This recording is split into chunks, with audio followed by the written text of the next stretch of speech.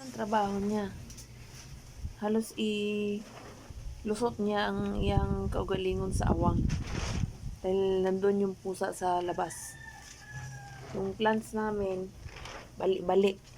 Kasi ang pusa, dyan sa may sa bakod, sa may pader, nakatambay. So malamang, yan, yung buntot ng pusa. Babantayan niya lang yan dyan. So malamang pag may access siya, makagat niya yung pusa. Ganyan siya.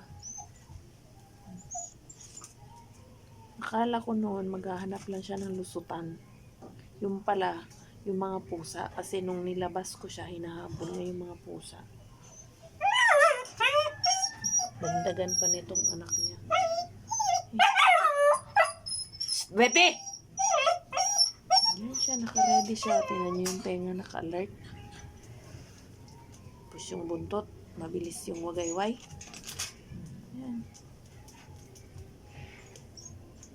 So, pag nagkamali ang pusa na yan dito na pumasok at nakabitaw siya, Diyos ko, malaking problema. Kung mamatay siya, magpapalibing ako, magsusuhol. Oy, yung dugo, nagtulo-tulo. Kung di siya mamatay, sugatan lang siya. Gagamot pa ako na wala sa oras. Nako. Yan yung pusa, oh. Yan yung katawan ng pusa.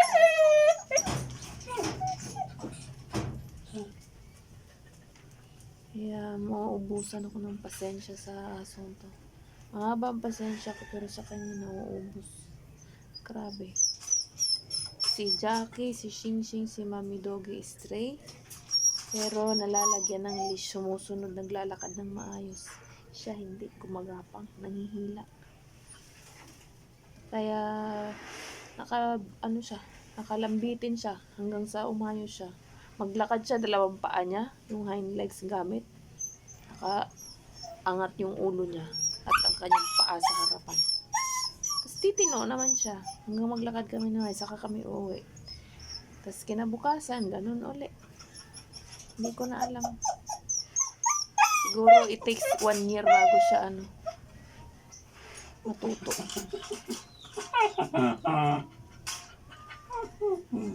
Ito, palaboy naman to eh. Yun, palaboy.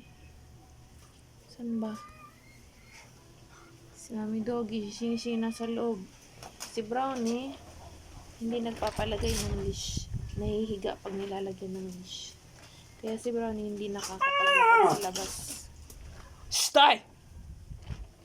Kinakalkal niya yung Ayan. Pilit niyang sinisilip yung... Hoy! No!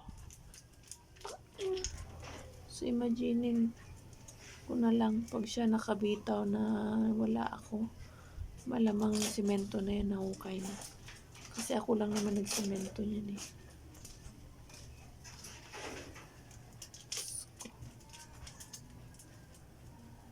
Diyos ko na lang.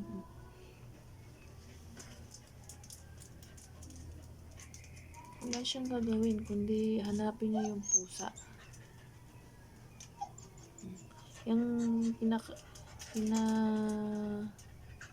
kalmot niya, ano ba yun? Yung hinuhukay niya dyan. Yung paa niya.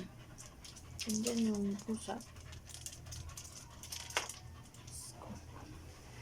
Yung pusa kasi na yan, dati pinapapasok ko nung 3 pa lang sila.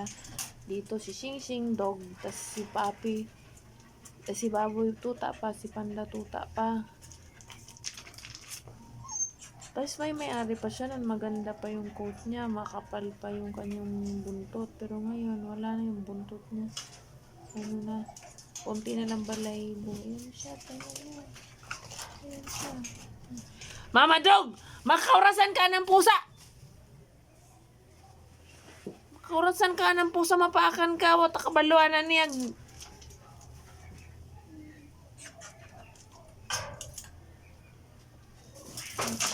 To anak, Diyos ko, nangalagpot ang bato. Hoy, ayaw pagdagandagan, puspusan, taka karon!